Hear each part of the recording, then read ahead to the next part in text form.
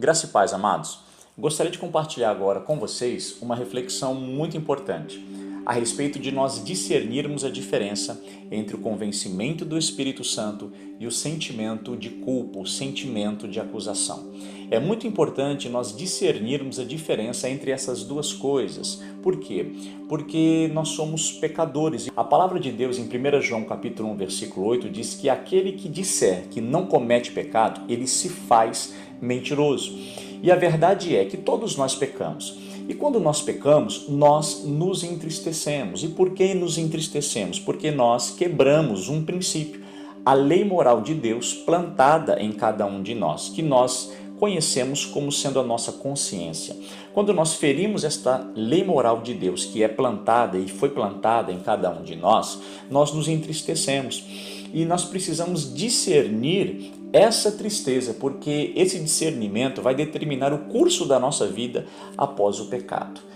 Uma das funções principais do Espírito Santo na sua interação conosco é exatamente isso, nos convencer do pecado. A palavra de Deus também, no Evangelho de João, no capítulo 16, no versículo de número 8, diz que o Espírito Santo veio para nos convencer do pecado. E o que acontece quando nós somos convencidos do pecado?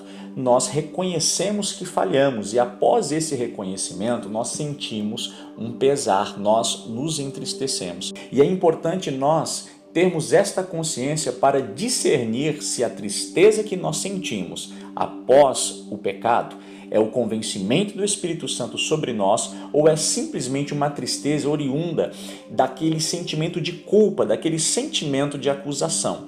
E como nós podemos discernir essa tristeza? Eu gostaria de ler um texto da palavra de Deus com você agora, que se encontra na segunda carta do apóstolo Paulo aos Coríntios, no capítulo de número 7, a partir do versículo 9 e 10, que diz assim: Agora folgo, não porque fostes entristecidos, mas porque fostes entristecidos para o arrependimento.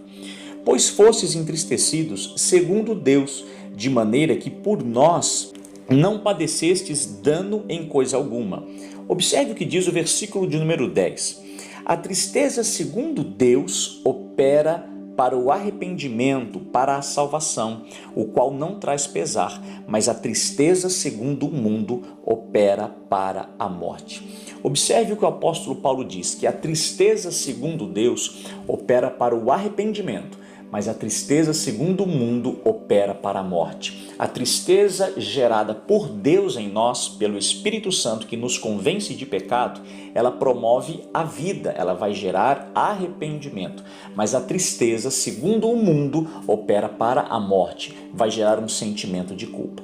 Por que muitas pessoas, ao cometerem pecado, elas se afastam da presença de Deus? Elas abandonam os caminhos do Senhor, porque elas se sentem culpadas, se sentem acusadas e imaginam que não há mais solução para elas. Elas se entristecem a tal ponto de abandonarem o caminho do Senhor. Essa é a tristeza segundo o mundo, porque gerou a morte.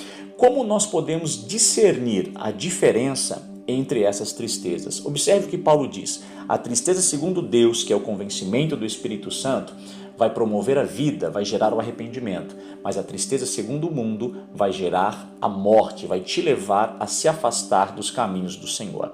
Entenda o seguinte, mesmo após ter cometido o pecado e você ter se entristecido, observe se essa tristeza te leva ao arrependimento e esse arrependimento te reaproxima de Deus. Você se apropria da graça e você tem o desejo de voltar aos caminhos do Senhor.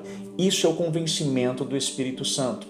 Agora, se a tristeza que você sente te faz se sentir cada vez mais indigno, culpado, irreconciliável, essa tristeza está te afastando de Deus. Então não é fruto do convencimento do Espírito Santo. É um sentimento de culpa ou talvez até mesmo uma acusação do diabo sobre a tua vida. Essa tristeza você precisa rejeitar e não aceitá-la sobre a tua vida. Por quê? A palavra de Deus também na primeira carta de João, no capítulo 1, no versículo 9, diz assim: se confessarmos os nossos pecados, Ele é fiel e justo para nos perdoar os pecados e nos purificar de toda a injustiça. Ou seja, não há pecado que o Senhor não perdoe.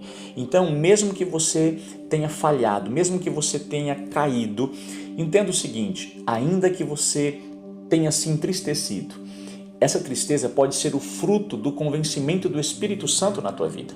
Você deve se apropriar disso e praticar o arrependimento.